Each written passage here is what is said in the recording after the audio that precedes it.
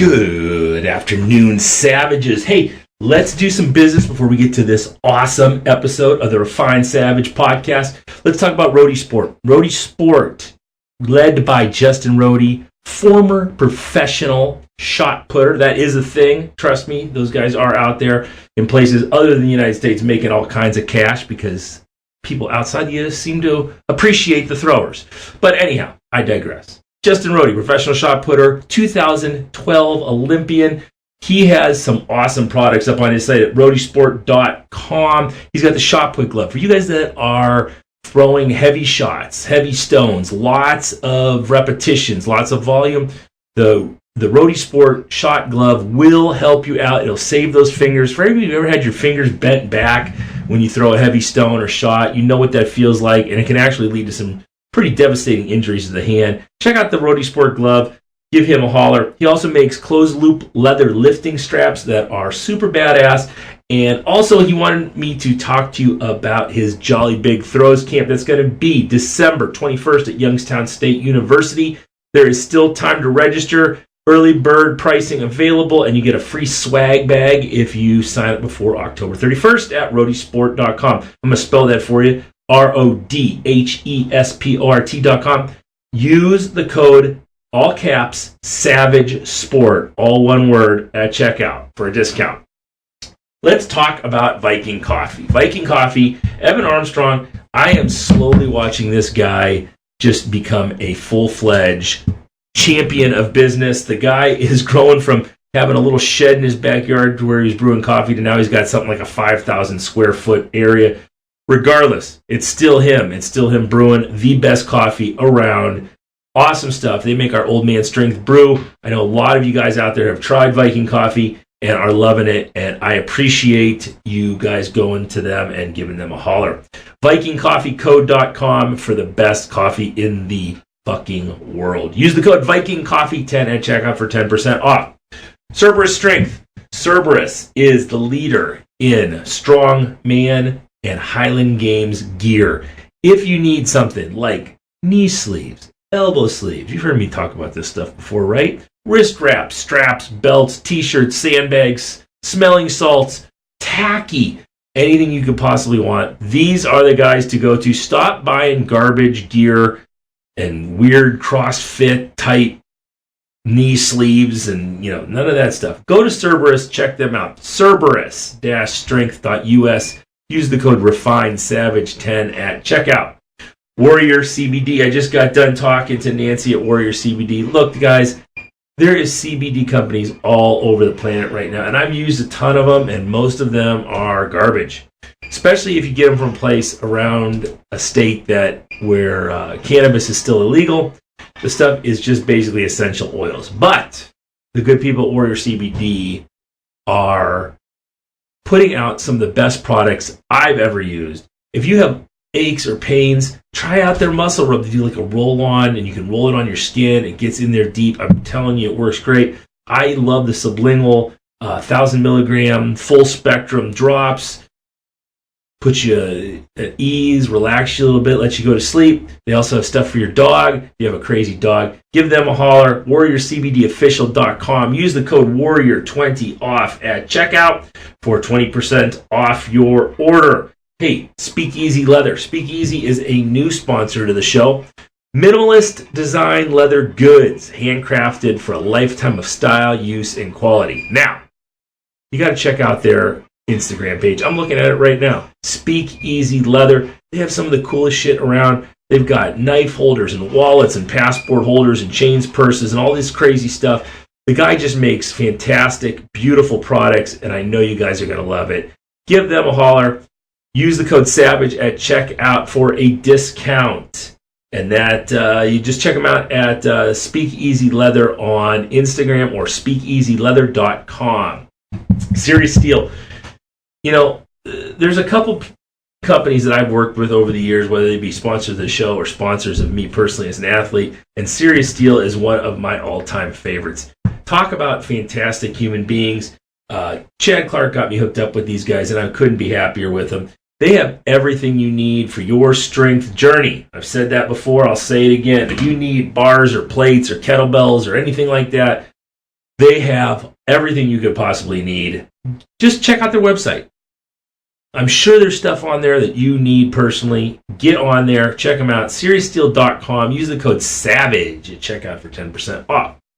Hey, let's talk about Iron and Stone Strength. Iron and Stone up there in the Buffalo, New York area. I am currently, as we speak, sitting here in total comfort and style because I am wearing an Iron and Stone Strength t-shirt.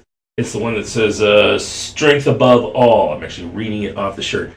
Nice, really nice designs. Very comfortable clothes. Shirts, sweatpants, hats. Anything you need for your gear, give them a holler at ironandstonestrength.com and you will use the code. I don't know what code you use. Refined Savage at checkout for 20% off. Excuse me. Stay Classy Meats. Stay Classy Meats finally today. You guys have heard me talk about it. People are starting to order from Stay Classy Meats because they've heard me talk about it so much. Stay Classy Meats, straight out of Bozeman, Montana. Small batch farms. They know where all these animals are raised, how they're processed. Everything's humanely done. Look, for all you clowns out there who keep sending me and tagging me in vegetarian bullshit, nonsense, garbage stuff, cut it out. You're carnivores, maybe you're omnivores, but you all need meat in your life. All you guys with those low testosterone levels and little concave chests, you want to get on some good, solid meat and start lifting some weights, you queers. All right, so Stay Classy Meats. Give them a holler. They are just raising the best animals in the best place on earth, and their meat tastes better than anything I've ever had before. Trust me. When I say this, I am 100% fueled by Stay Classy Meats these days, and I could not be happier about it. Use the code SAVAGE at checkout for 10% off. Today on the show, we have, well, I can't say the word. I don't know if I can say the word. Let's just say functional fitness athlete, Fee Saghafi, out of CrossFit Mentality in the Cleveland area. I just said the word anyhow, so who knows. Anyhow. Fee is a fantastic athlete, made it to the games last year, and she kicked some serious butt, and she is right in the middle of the Open right now, trying to get back to where she was last year and then get up on that podium. This was a great conversation. Really cool lady. I really enjoyed this one. So sit back, enjoy it, and we'll see you at the end. All right, we are at CrossFit Mentality. How you doing, Fee? I'm great. How are you? Very good. So I found you on Instagram. I don't know when I contacted you, like maybe a month ago or something. Yeah, just about 4 weeks ago. Yeah, and you are kind of recently back from Madison, right? Yeah. So how did the CrossFit Games go for you? I was so excited. First of all, making it to the CrossFit Games is just such an honor, and it was first trip, okay. First rookie season, absolutely. Mm-hmm. And it's something that I was always watching on TV. I was always following those athletes that you see on the floor. I was always fangirling over those athletes, and getting to it was such an honor, and it was a dream come true, to say the least, right? But coming back from Madison, everything, there was so much more fire, so much more excitement to get back, being like, okay, I know how I got there. I know what it takes. I know what to expect. I know who my competitors are, obviously, and to what level and to what caliber I have to compete at. And it was just, let's get back, let's learn from it, and let's attack again and get back to the board and reassess. Yeah. So it was really exciting, but at the same time, it was nice to be back and be back into a typical routine and not have as long days at the gym. Right. So it was good. It was a good little break, but it's interesting. It's interesting that you say that, and then for people who are looking to hit some kind of goal like that, where you talked about, now I know what's expected of me. It's that Musashi quote where he says, once you find the way broadly, you see the way in everything, and you know what's going to be expected of you over the next year to get back to that where you want to be. And you took 25th? Yeah, 25th. So is the next goal the podium or what? The next goal would just be better, like whatever my best. And I was saying this all of during this last season, everyone would ask me, what's your goal? And I didn't have a specific placing, but whatever my best looked like, I wanted it to be that. And I wanted to show that. And that's what I wanted to show this year. And with cuts, unfortunately, you don't get to see everything that people are capable of. So explain that to me, because I didn't watch the games this year, and mostly because I don't have ESPN to watch the games this year. So, you gotta get that, right? We live a very Spartan lifestyle. But what happened? Like, how did they set it up this year? Yeah, so I know for the field of women, so I believe we started off with 138 women of, a number of countries. And from after the first event, so the first event was done, it was I think it was called the first cut, actually. Mm-hmm. It was 3 legless rope climb, or a 400-meter run, 3 legless rope climbs, and 7 squat snatches at 130 pounds. And all the women were doing it, all the men were doing that same event.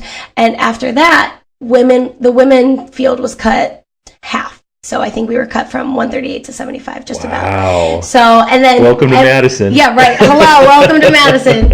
You made it, and let's see. One event, you're out, and you're going back to Zimbabwe without anything. Exactly, right. All this trip, but it was cut after the first event, and like every event, there were specific cuts, so you had to make it within the top specific range to advance to the next event. Yeah. So first event happened, I believe, and then second event, it went from 75 to 50.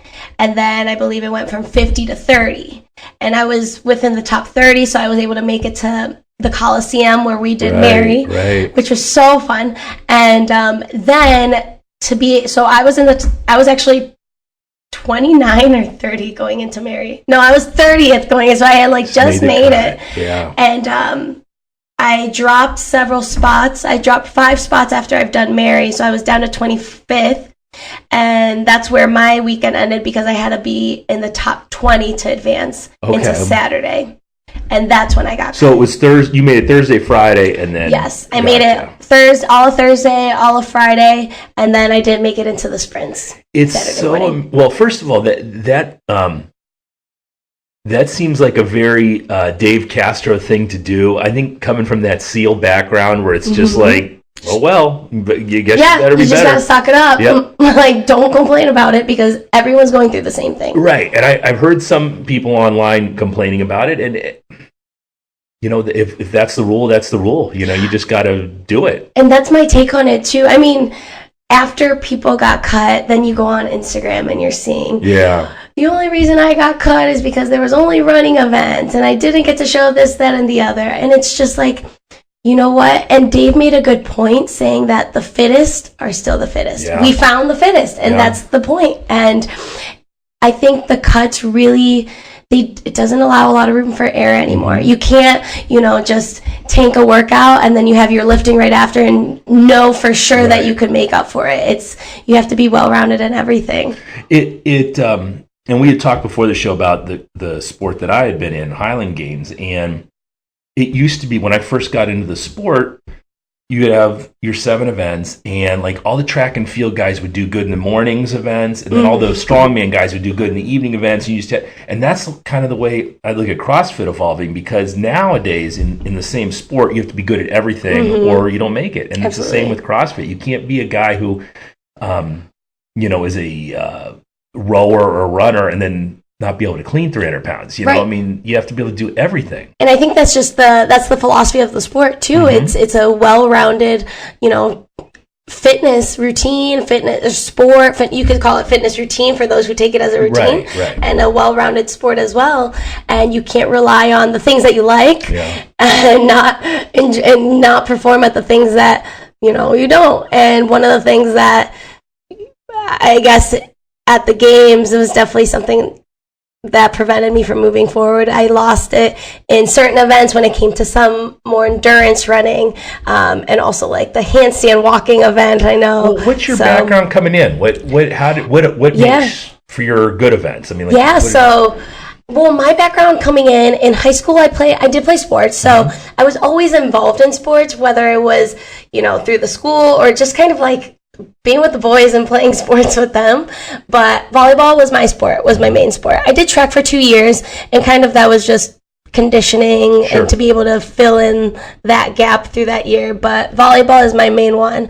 And that was just through high school. I did JO, I did some travel team. And other than that, I really didn't pursue varsity sports in college. It was just kind of something that I laid to rest and focused on school. Right. And I was involved in club volleyball, but really not much of that. So I'm not coming from, this lifting background, this gymnastics background. A lot of girls that I meet, it's inspiring. And I'm almost like a little bit jealous that like she has 10 years of gymnastics. Well, I just assumed that you were a gymnast when I saw you. I think a lot of people do just because of my height. Right. I'm very short and just like. Well, you look like a gymnast. You've got the upper body and you're shorter. And I just figured that must have been where you came out of. I so wish I was a gymnast. I'm telling my parents, I was like, you put me in the wrong sport, Mom and Dad.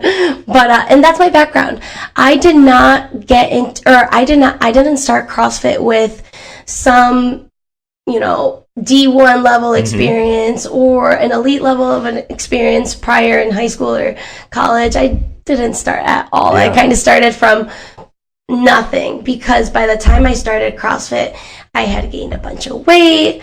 I wasn't surrounded by the best environment, the best people, and it was kind of just starting from scratch. How long have you been doing it? I walked into my first CrossFit gym 6 years ago. Okay. Crooked River CrossFit in Mayfield. Oh, okay, sure. Yeah, so I walked in there, and actually, I was with someone at the time, and they showed me a couple of YouTube videos about what CrossFit is. Maybe we could do it together at Lifetime Fitness. It's a gym closer to my house, and we would try it and do burpees and box jumps and pull-ups. Yeah. And then we're like, okay, let's check out a CrossFit gym. So then Crooked River CrossFit was my first one. And then did you come out here just because this is not I don't know anything about Crooked River other than I've been out there I think once or twice. But did you come out here basically for Scott and his knowledge? So pretty much I was at Crooked River for I would say I think a year, maybe a year and a half, and I found out that Scott was opening up a gym, and of course I was like, I have to check it out. Like, how can I not? And so I checked out the gym, checked out the space, really loved, first of all, I ended up meeting him, and I was, at the time, I was, still a fan, always a Scott fan. But at the time, but I was such a fan. I've been watching him on TV and at the games, so I want to just check out what the community was like too. And I had also started to be looking at CrossFit as the sport and not just, I just want to go an hour a day, because I started to fall in love with, being competitive more for myself. And I was doing local competition. So I was like, well, maybe if I want to be more competitive, I definitely should go to Scott's gym. But the gym here isn't a competitive gym. And I think a lot of people think that because, the name Scott Panchik is here, or, you have regional and CrossFit Games athletes training here, it's a competitive gym, and it's not. You can't, speaking from as a business owner, a gym owner, you cannot make money having a competitive CrossFit gym where that's all you want in there is competition athletes, because there's not enough of them. I mean, you had 130 some girls at the CrossFit Games. They're not. I've had, when we were at CrossFit for 2 years, and my wife was a regional competitor, and we had 2 girls come through that gym. We've had 2 girls come through the gym in the last 7 years that we've been open, who I was like, yeah, these 2 girls have what it takes. One of them, life shit got a hold of her, and, she had a death in the family, and it just mentally crushed her. Yeah. The other one, was a really good gymnast, and she weighed about 120 pounds and could, squat and deadlift over 300 and clean over 200. She had all the physical tools, and she just didn't have the mental drive that could push her through a hard metcon. So these athletes that have everything put together are not anywhere around. They're just so few and far between. You're never going to make a living doing that. Well, exactly true. But also, I like being able to walk in, and I think when people that don't know maybe CrossFit or what it's about, or maybe they've only seen it on TV, right? And they think, oh, well, I could never do that. Like, there's no way I could. And of course, you're going to look at someone, like one of the top athletes in the world, and you're going to be like, I have to do CrossFit, I have to do that. There's no way. And what I really love about it is that you're able to walk into, this gym and a lot of gyms and see the majority of CrossFitters are your everyday people walking in and out, that they're in there for the best hour of their day, and they walk out and they're living a good life and good health and good spirits, and they're bringing their family, and it's something everyone could do. So yes, I came here because I wanted to be, get to that competitive level, but I wanted to be led by someone that was going to be able to take me there. Yeah. But I was still taking classes like everyone else. I was still in here putting the work, creating friendships with moms and dads and grandparents and aunts and uncles. And I brought my family, and I done workouts here with my dad. So it's meant for everyone. Yeah. And it depends on, I wanted to be led in that direction, and it obviously worked out. Yeah, it's really good. And I think the majority of people in gyms like ours don't look like us. They look like just the normal guy who's just in a lot better shape than he was 6 months ago. Yes. And he still goes out and drinks beer on the weekends, but then he puts in all the work to make sure he can enjoy that. He doesn't care about deadlifting 600 pounds. He just wants to be healthy again. Yes, just wants to move. And that's, like you said, that's the majority of people who walk into functional fitness or CrossFit gyms. And but it is such an intimidation factor for some people that the hardest part is just walking through that door the first time, thinking that you're going to have a bunch of Matt Frasers, climbing on monkey bars and, Right. And I really do honestly believe that. I always say, anytime someone walks in here and they say, I could never do this, I tell them to come in, take one class, and you will see that everyone in class, you will see all different levels of fitness. Right. And guaranteed, you will find someone that you could relate to. You could relate to their story, and you will find that and realize that you're able to do everything in here. Actually. So they'll scale it to whatever. Scale to capacity every time. I continue to emphasize that in my classes too.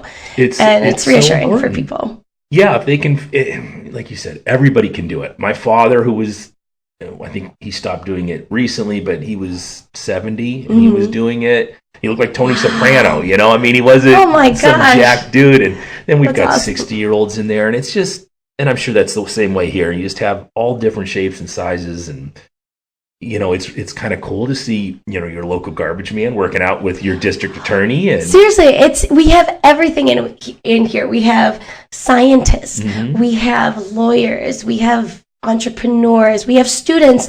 Our youngest kids are 13, I believe, 13, 14. They're students in high school. And actually, it started off, one came, and then he told his buddies, and then he told his friends, and a girl came in, and she told her sister, and she came, and all these younger kids are coming in, and they're developing really good habits and a really solid foundation, and just confidence in themselves, which is not something that you get at that early age. It's not something that you're around all the time, and to be able to be surrounded by good energy, good people, good leaders, it's amazing. You find everything here. My son grew up in this lifestyle, so we've been open for 7 years. He's 14 years old, so he has been doing this stuff his whole life.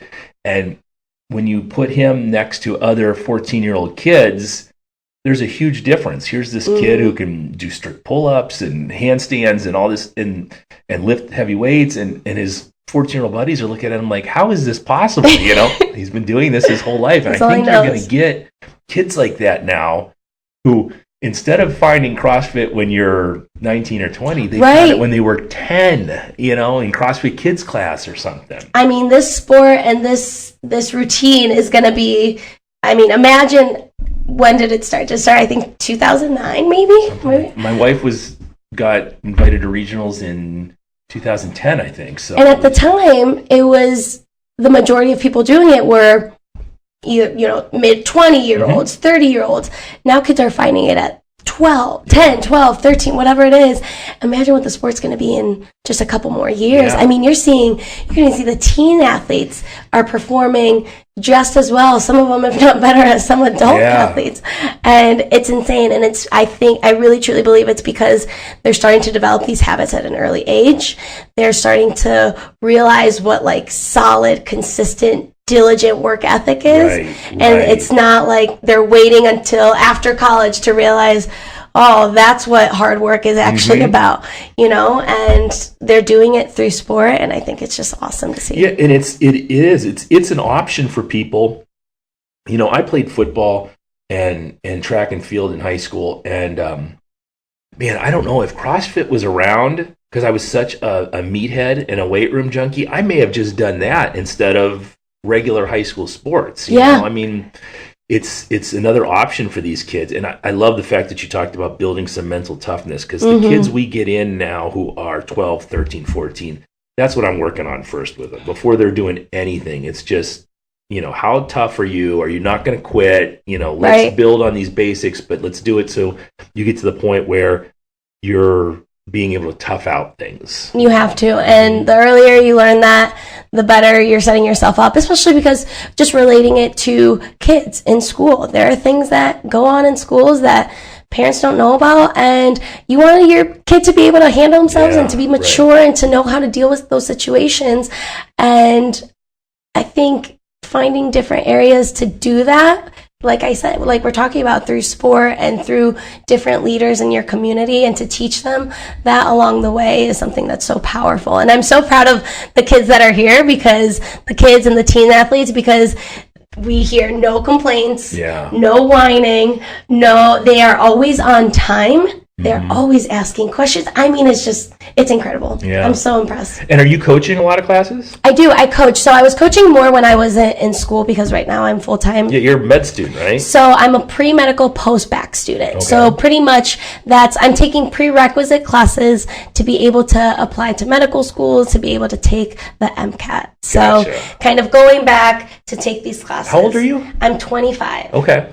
So I'm 25, but I don't coach as often anymore. I was coaching a lot earlier this year, several times a week, several times a day. But now I coach throughout the week. I still coach. I coach Wednesday nights, and then Friday nights, and then on Saturday mornings you'll find me here all day. Yeah. People don't realize I coach about 4 classes a day, and it's not breaking rocks in the hot sun. It's not, digging fence post holes. It's not cattle ranching, but it takes a level of energy that you can't come in here and be exhausted and have people come in and then they're exhausted, and then you have to have your energy up. So I coach 2 classes in the morning, go home, try to relax, take a nap, get wired back up for the next one, and then come in and hit it hard for 2 in the afternoon. I try to give as much energy to those classes as I can, but have me do 5 or 6 classes, and I'm exhausted by the end of the day. No, and that's something that Scott even talks about too. So several, we have a good amount of coaches here, and one of the things that he talks to us about is how being a coach is also like giving a performance. Yeah. And you want to give it, your 100%. 110% every single time. Yep. And if you're coming in here and you're not excited, people in your class won't be excited to be there. Absolutely. Especially when it comes to hard workouts. Like recently we just had a conditioning MedCon. It was skiing, biking, and rowing. And it was, we call those monster mashes. Where it's like no one's coming in here like pumping their fists, excited to go at it. So it's like you really want to bring that energy all the time. So I do coach, but I don't coach consecutive classes back to back, just like you said. So that's I think that's the way to go. And it's tough for gym owners. I don't know how many classes Scott coaches, but I'm guessing everyone who comes to Scott's class wants Scott Panchik to coach them. They're all, so he better be on. He can't come here and have some new person come in. Some people get a little nervous because they say that, they're like, oh my gosh, now I have Scott watching me. Now I have to be perfect. No, he does. It's really awesome to not just see him as, this professional athlete. And I don't think he never refers to himself as a professional athlete first. He always says he is a coach, he's a business owner, and then he's an athlete. And it's really cool to see him involved throughout the day with the classes, because I don't think a lot of people know that. I think everyone that follows CrossFit as the sport, they only see him in the Coliseum, and they only see him what he does on the field, and and no one really sees what he actually does and what he's actually involved in. And that's the community here. He's just involved. He coaches classes. He does on-ramp programs. So anyone that's new too, he also gets them onboarded. Pretty much on-ramp programs here are, we take people through personalized sessions and kind of break down every single movement, and he's involved in that. And every coach in here is. So Kristen, Scott, all of us are. Yeah, on ramps were always tough for me because that's hard. You're teaching brand new people who might have horrible technique from high school football or something, and you're having to show them. Those were always difficult for me to do. So good for him that he can.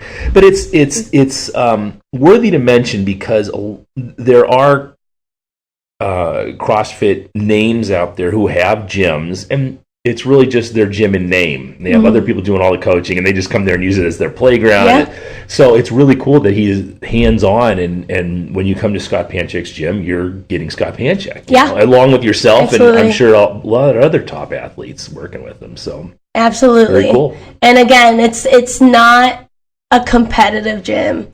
And it's crazy. I didn't get involved in CrossFit to compete. Mm-hmm. Like, I got involved for the reason that most people do anyways. It's to be healthy and to feel good and to feel good in your clothes and to, be able to have energy throughout the day and just be confident. And that's exactly why I started. The whole competitive side came way later. Yeah. And it came because I'm doing it for myself. I'm not doing it to win money. Didn't get anything from the CrossFit Games. No payouts for the 20. Yeah.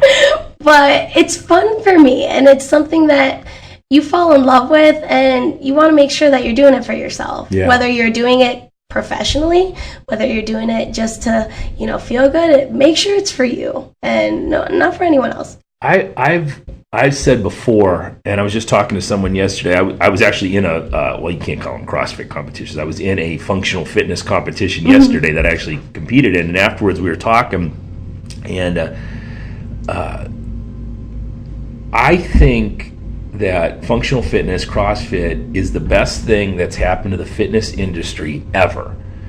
And I can remember being a young personal trainer in the 90s going, God, I wish I could talk these women that come into my gym into doing power cleans and deadlifts and box jumps and all this stuff. And you could never get them to do it. They didn't want to do it. But now everybody's doing it. And you're seeing it on YouTube.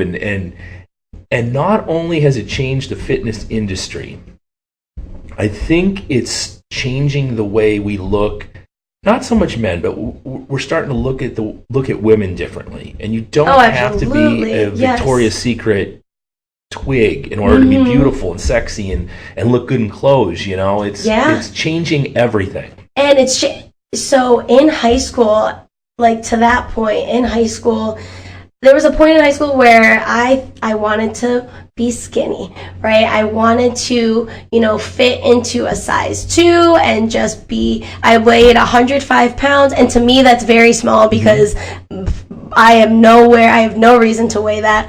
And I was tracking what I was eating, 600 calories, 700 calories a day. I was running every single day.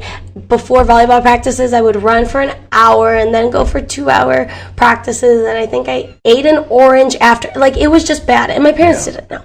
And that's what I thought, because that's what I thought being healthy was and feeling good about yourself was. Sure. And the smaller my clothes, the better I would feel. And it never obviously worked. And then I gained all that weight back and more weight. And it was just, I never built those habits and I never built that confidence. And so this sport and what we're doing here is we're building confidence in women, and we're defining it in a new way. Yeah. And we're defining it through strength and through capacity and through movement. And power cleans aren't just for the guys. Right. Like, women are able to be strong in all different areas. And the other day, someone asked me, like, do you think that the way that you look is intimidating to guys?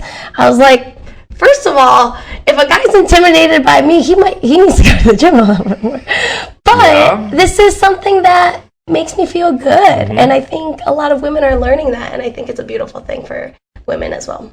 Yeah, and really, and I know you're in a relationship now, but if you were out there dating, would you really want a guy who was intimidated by having shoulders and arms? By having strength? No. Yeah, I mean, why would you want that guy? You would hope that whoever you're with is, not only not intimidated by that, but, ready to go himself. Yeah, and just feeds off of the same values and the same, perspective. And I'm lucky to be with someone that we're able to share. We do love CrossFit and we do love doing that together, but he thinks that everything, however I look and in whatever way, it's beautiful and it is strong, and there's no reason I should feel any less beautiful because I have these shoulders or I have, bigger legs than some women, and I don't feel like that either. I absolutely love what CrossFit has done because I'm able to show that hard work, and aesthetics is like the last thing that, I really care about. Yeah, it's performance. And you think about it, you'll hear some people talk about, well, that's not feminine or whatever. But how would we have looked, 3, 4, 5,000 years ago, when life was really hard, and you talk about it even as early as the 400 BCs with Spartan women, and how, if you go back, I'm a big student of history, so if you read about the Spartans, how the women were so looked up to as this different breed because they were training too. So it wasn't just the men, they were training. So being detrained is not feminine. There's nothing, because they were preparing for their life, right? They're preparing to survive. And if you can get to the point where you're in shape and you're jacked and you're able to do stuff, then that's what you were supposed to do. I've had women come in before who say, well, I don't want to look like her. Oh, first of all, you don't understand the amount of work that got put into that girl over there. But you know what? If you put in that much work and the gods wanted you to look that way, that's the way you were supposed to look, Right. Yeah. So, but I've never had anyone come in and say, I don't want to look like so-and-so over there, and ever get to the point where they looked like so-and-so. No, doing an hour of fitness, whatever that is to you, followed by, healthy nutrition, you will not look like this crazy behemoth, whatever you want to call it. I think people think that you're in the gym for an hour and you're gonna be growing that size. Magic. And if you don't want to, and it's all about lifestyle habits. And the top athletes we're training much more than the just regular. At you girls now compared to 2007, 2008. Absolutely. Yeah, you could even take, who was in 2009, 2008? Annie Thorsdottir was still competing then. Yeah. Look at her then. At that point, you look at her then, and she looks actually pretty, she looks amazing and normal. Now she's 10 years obviously of training, 10 years of training to do that is where she's gotten up to this point, but it's and the girls years around of work. her pushing her. Yes, and everyone else. She's just a top example, but it's years of work and years of hard work, consistency every day. Yeah, that's the key, right? To get in here, and it doesn't happen overnight. You don't wake up one morning and go, oh my God, look at my shoulders, Yeah. Oh, look at that, they grew in one night. No. What you were talking nutrition wise? What does that look like for you? Are you a follow a specific regiment or? So when it came down to the games, actually, I got with a dietitian here who she actually works with us, Alyssa Tyler. She's a dietitian here at Mentality, and she was helping me with my macros. She was figuring out my macros and kind of what is the best intake for me. And I was measuring for a while, and then once I got the idea of what I needed to be eating, I was pretty consistent with my meals. My breakfasts are always usually the same. It's always, I eat 3 eggs, oatmeals with fruit and a smoothie and all this, and it's very regimented. Yeah. So I do follow macros to a point, and then I'm just very mindful of what I eat and what I put into my body. I don't weigh and measure every single little thing. Some people do. I don't not like doing that. Probably not yet. I probably will actually with school now. But it's pretty clean, and it has to be.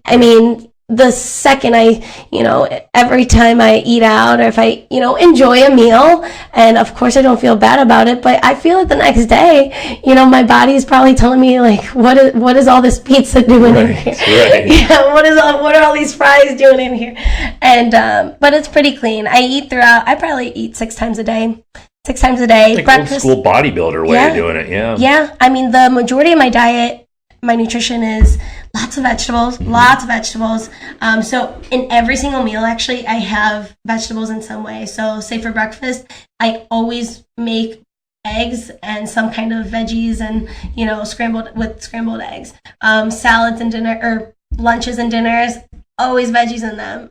Protein, I do eat proteins like chicken and steak and turkey and all those things. And everything's kind of measured out in a way where it's, it's appropriate for me, and what I eat might not be appropriate for someone else. And it's how many times? How often people think, "Oh my God, that's a huge breakfast," and you're eating 6 times a day. How many times a day are you training?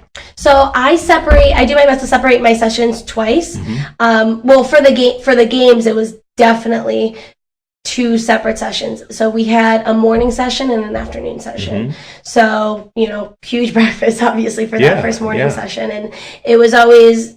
Sessions run about maybe an hour and a half, 2 hours. And so the reason that we do those separate sessions is because your goal is to keep intensity in your workouts and to keep, consistency and to keep intention in your workouts too.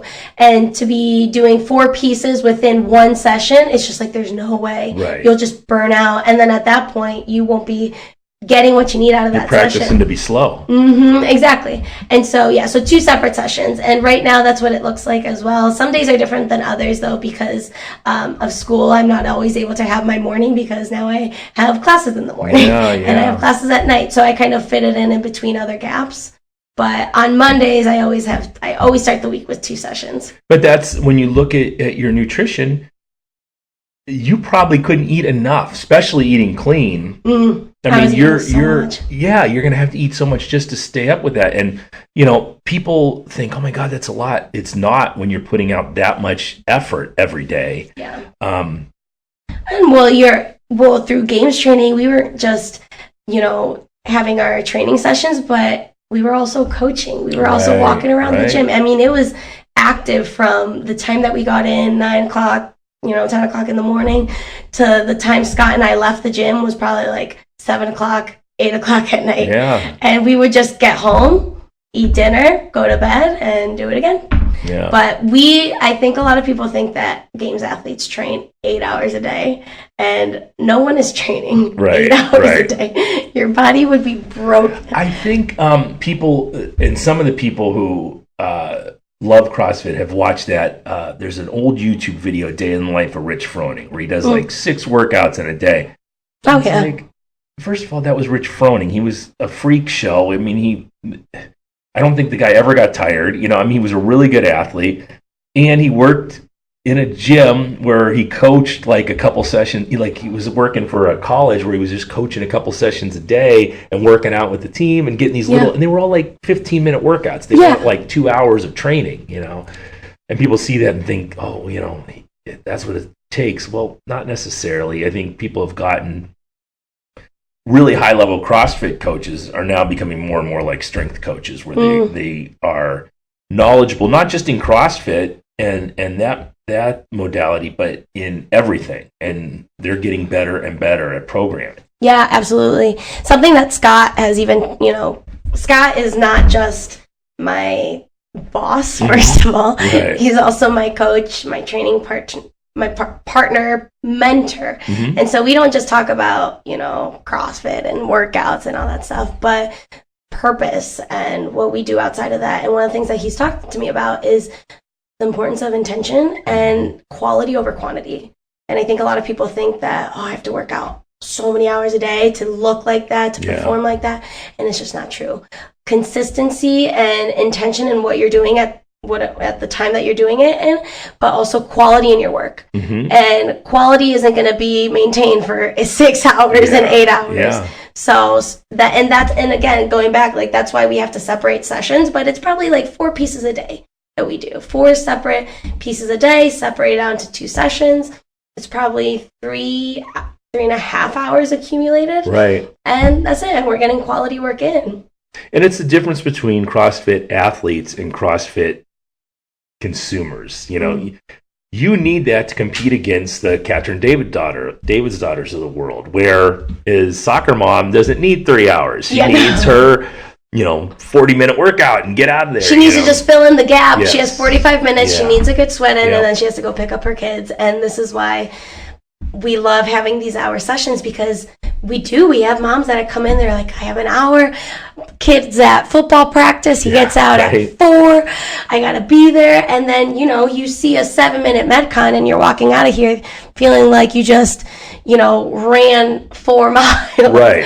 And it's crazy. In such a short time, you're able to get such good quality work in and feel amazing about yourself. You don't need a 50-minute ruck march every day. No. Sometimes that's okay, but you get as much out of somebody's not quite at your level is doing an 8 or 9 minute Fran. You're dying. It kind of shows too that you have time. Like you have time to move, you have time to work out, and you don't need extensive amounts of time to be able to do that. Like as simple as 5 minutes of burpees at home. It doesn't have to be burpees. Something even fun that you love. Yeah, 5 minutes. Go run to your driveway, hit a couple squats, jumping jacks, just move for 5 minutes, and there you go. And a lot of times we get in here, we're like, oh, 3-minute AMRAPs? That's nothing. And then they were all on the floor after 9 minutes. Because you guys are on a move. Yeah, move. Right? My wife always asks, why do we have all this, you've got a 7,000 square foot gym. Why do we have this equipment at the house? And it's like, because I have to, do a podcast with Fee today, so I've got to get my 15 minutes in the garage before I do that, And with like a rower and a kettlebell and a couple things there. But it's like, you have time to do it. You don't have to come see me at Blind Argue. You don't have to come to Mentality. But you have to do something. You should do something. It's for your health. It makes me sad when I go someplace like Target and I see someone who I'm going to be 46 in a couple weeks. I see someone who's my age and it looks like they have 1 foot in the grave. And it's like, you just haven't done anything ever. And now you're saying, I can't work out with you because it's too much. No, everyone has that opportunity. Everyone does, and everyone can. And this is great because not only do we, lead people through workouts, but it also offers a piece of education for people to understand that everything that you do here, you could do at home. You don't need the crazy equipment, right? But you have your body. Right. And that is plenty. So anyone that right now is in a situation, because for me, when I first started, I couldn't afford, to afford CrossFit for me as a student, because my parents were like, okay, we're not going to pay $120 a month, which was at the time. So I picked up some extra shifts at a pizza shop. So that's what it took to afford. But some people really, whatever situation they're in, they can't afford the memberships, and that is fine. And CrossFit isn't just in a CrossFit gym. CrossFit is everything that you do. Yeah. It really is. If you really think about it, it is functional movement done at high intensity and in different domains. And that's what you could do at home and anywhere, at your hotel, on the street, on the driveway, at the soccer field while your kid is in practice. Right. So, we were just in New Orleans for 5 days, and I worked out every day in the hotel gym that had the heaviest they had was 45-pound dumbbells and a bunch of cardio machines, but I hit a workout every day, and I left there you go. Before we hit, Bourbon Street and wrecked our bodies. I felt great every morning, and people can do that. It's just, and like I said, it's the best thing that's happened to fitness in general is the functional fitness movement. And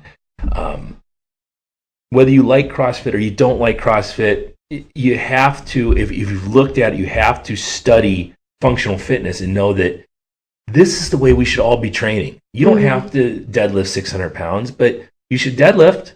You don't have to. You will eventually have to pick something off the ground. Yes. So you better be prepared, and your body better know the right mechanics to engage. You have to do burpees. You're going to fall down. You better be able to get back up. And that is super hard for people. Yeah. Absolutely. I tell people, especially the older people that come in, is, this is your exercise, because we need to be able to, when you fall in the kitchen, to be able to get back up again. And this is the easiest way to learn that. So what's next for this coming year? Is the Open, is it still in the spring, or is it moved? It's crazy. It's in like 3 weeks. Okay, so I've been seeing these Instagram posts, but I didn't know what the story was behind that. Yeah, so the Open is October, what they say, 11th? I might better check on that. Yeah, you might want to know. It's coming up fast. I better check on that. But it's the second week of October. I know that. And Yeah, it used to be in February, but now with several changes, they have the Open now in October because now it's giving room for sanctional events to go on. So people can perform the Open, and then they have, up until July actually to do sanctionals. So I think there's sanctionals every single month, every several weeks after the Open. So it won't make it hard for people to miss on sanctioned events because the Open was in February. Will you try to qualify through the Open? Yes, definitely. That's number one. Okay, and do they still have a regional too? So there's no more regionals. Okay. So now instead of regionals, now there's what we call sanctional events. Okay, so you'll have to do the Open, and then what will you do? So I will do the Open, and then hoping to qualify again for the games. That's how I qualified last year. And then I definitely want to get a couple sanctional events. You don't have to do sanctionals to qualify for the games if you qualified for the Open. Gotcha. Through the Open, Okay, that's a big change from... Yeah, so there's several different avenues on how to actually get to the games. You could qualify through the Open, or you could win a sanctioned event, or get through it through that. And so... Like Wadapalooza. Yeah, so one that I'm doing, I was invited to Wadapalooza, and I will be competing at Wadapalooza. Cool.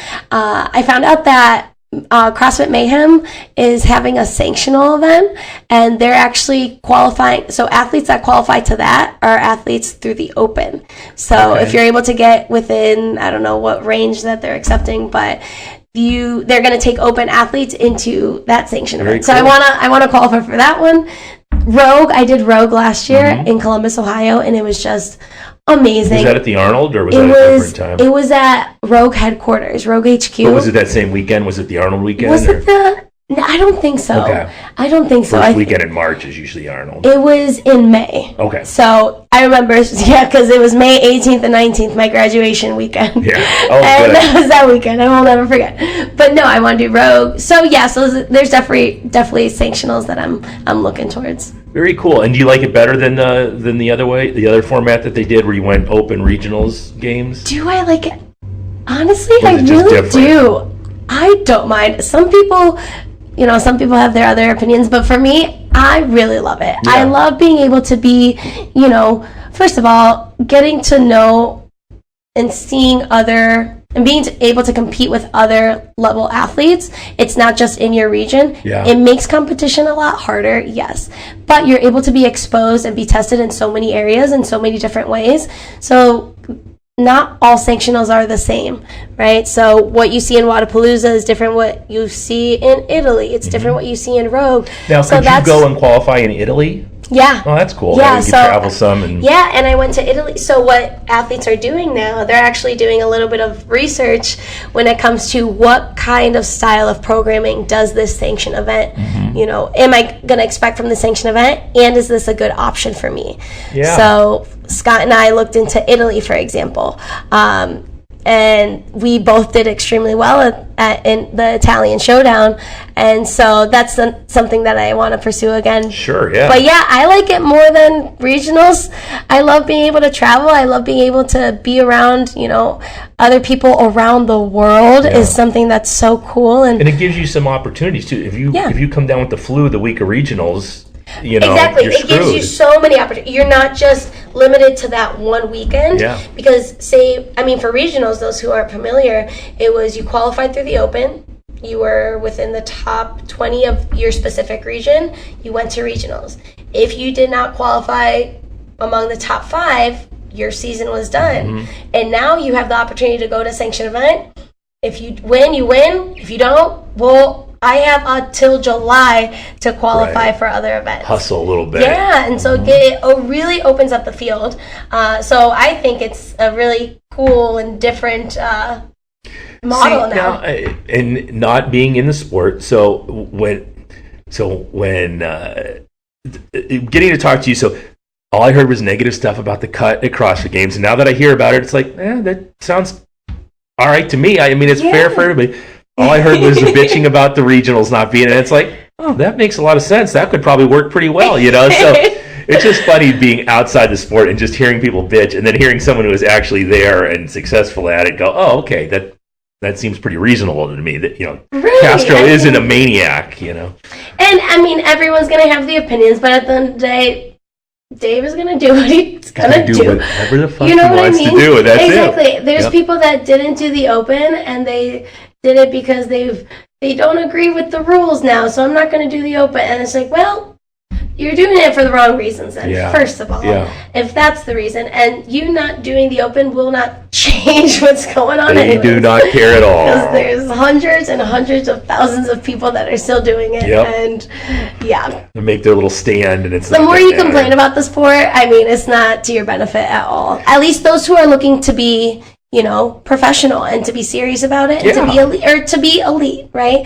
And if you're going to complain about, the new model and the way things are run, and what are you doing for yourself? And everything changes. The NFL does not look like it looked when they wore leather helmets. Yes, exactly. Change.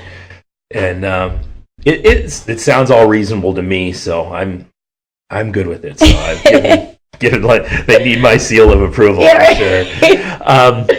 Okay, so we're getting ready for the Open, getting ready for some sanctionals, and then hopefully the podium next year, or better, at least better than you performed last year. I want to do my best, and it's going to be hard. I mean, I'm a full-time student, and so... Do you have like an area that you are thinking about in the future getting into? Yeah, so I've been really falling in love with osteopathic and functional medicine. Well, that makes sense, right? And it's been something that's just a developing passion throughout the years. It's a developing field, too, the functional medicine. Absolutely, from what I've heard. And it's something that I did my undergrad at John Carroll, and I did an exercise science. I was always been, passionate about movement, but now I've been the more that I've, I started to work with people, and then it's just like, wow, I really love working with other people and then helping them enhance different areas of their life. And I really love to explore that.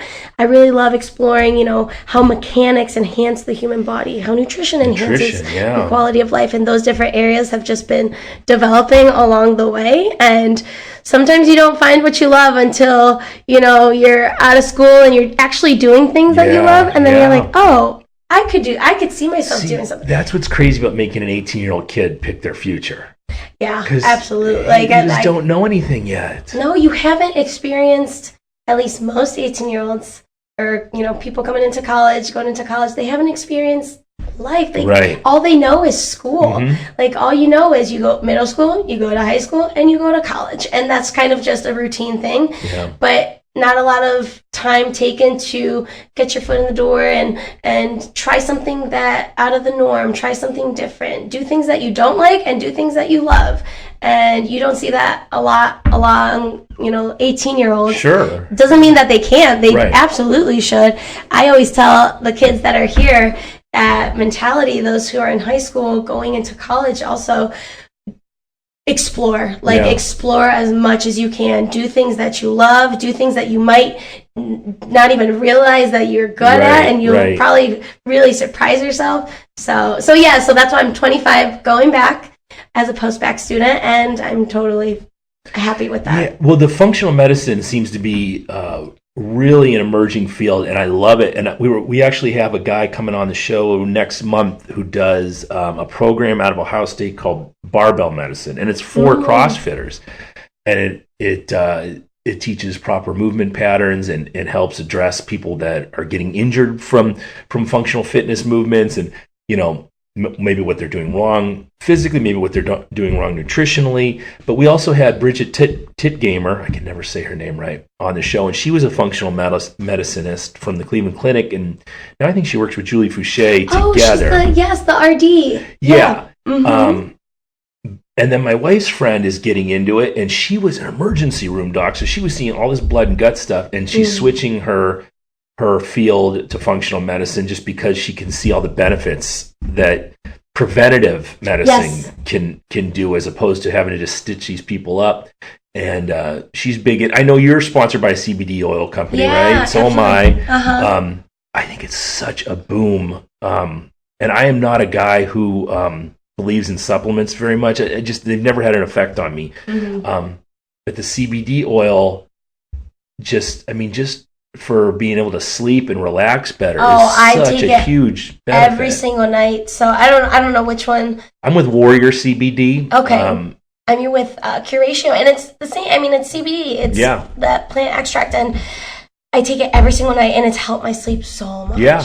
Are they located out of state or are they in state? No, they're out of state. Yeah, you have to go out of state to get your CBD oil. I think they're in California, actually. Yeah. Yeah. Because it's not the same. No. You see CBD oil everywhere around here, and it's garbage. You have to get to the state where it's legal. In state, but what I've been using has been working. Yeah. But holistically, going through that the holistic route has to be, at least nutrition is the fundamental, area of health, right? Yes. Or at least a definite important component of it.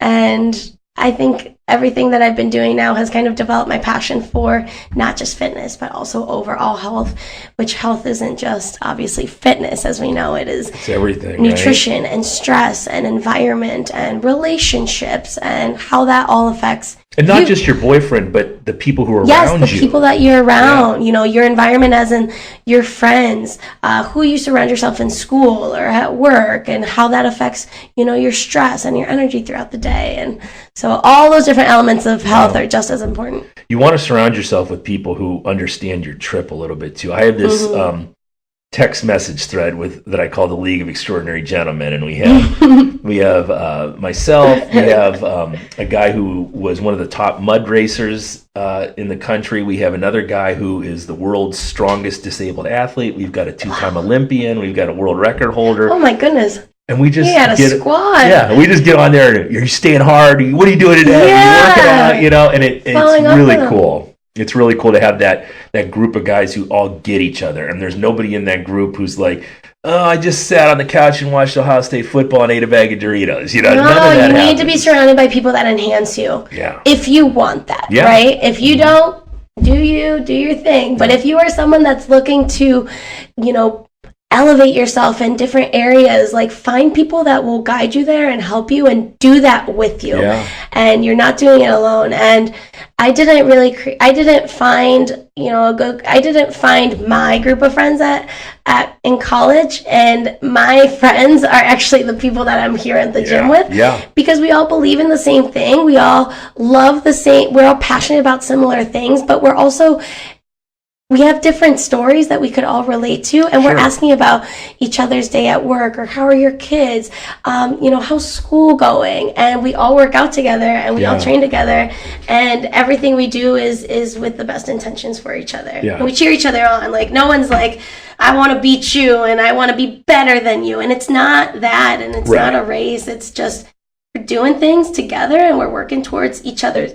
Everyone has a different goal, but you got to surround yourself by good people. I think that's super important, Well, I'm going to let you go. You got a lot of training to do today, and you got people coming in and all this stuff. So I want to thank you for coming on the show. Thank you so much. We don't get a ton of CrossFitters on here. I want to change that, and you're the second one we've had on. So thank you. It's such a pleasure. I love talking to you and about my story. And anytime you want, come out to the gym, check out Blind Absolutely. Dog, and we'll have you lifting Atlas stones and doing. Yes, I need to be doing more strongman stuff anyways. That's all we do. So it's all strongman fitness stuff. So thank you. All right, we'll do this again sometime. Thank you very much. And this has been the Refined Savage. Thank you. See you.